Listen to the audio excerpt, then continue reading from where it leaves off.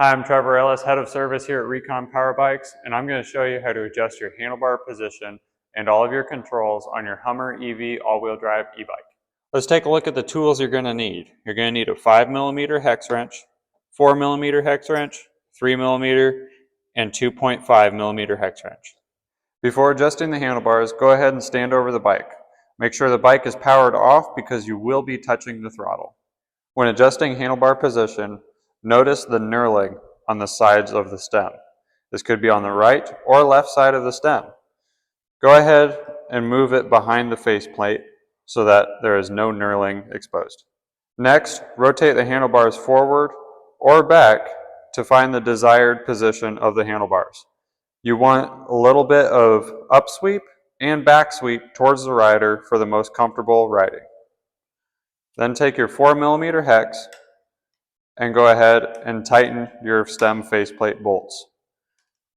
These bolts get tightened to 5 to 6 Newton meters. All right, let's throw in a tech tip.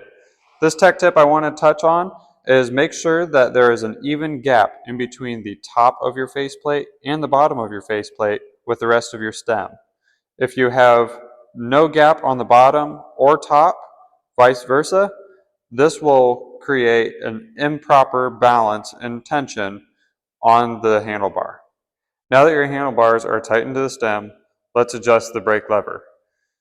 Grab a level and adjust that brake lever to 45 degrees.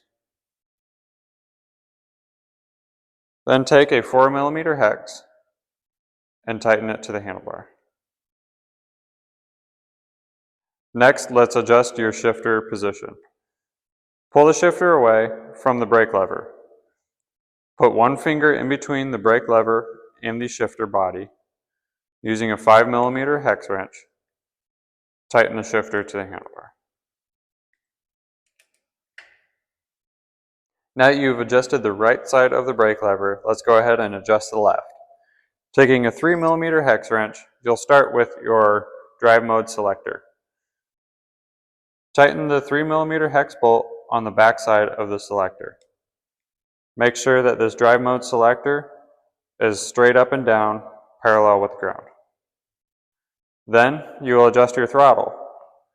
Make sure the bike is powered off before you adjust the throttle. Depress the throttle lever. Make sure that the throttle lever does not impede on the drive mode selector. Using a 3mm hex, tighten the throttle body to the handlebar.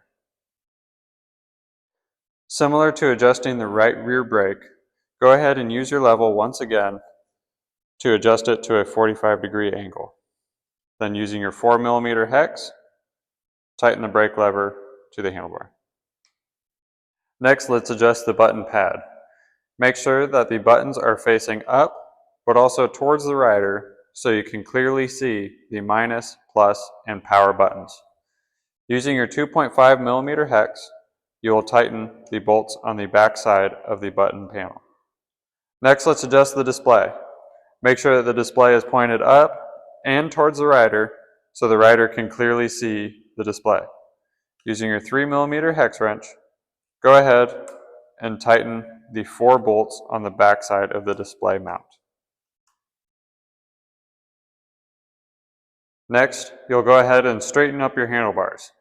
Using your foot, go ahead and adjust the handlebars straight with the wheel. You may need to go back and forth, fine movements to make sure that it is perfect. Now that you have fine-tuned your handlebar adjustment, you'll use your 5mm hex wrench and tighten your 5mm pinch bolts.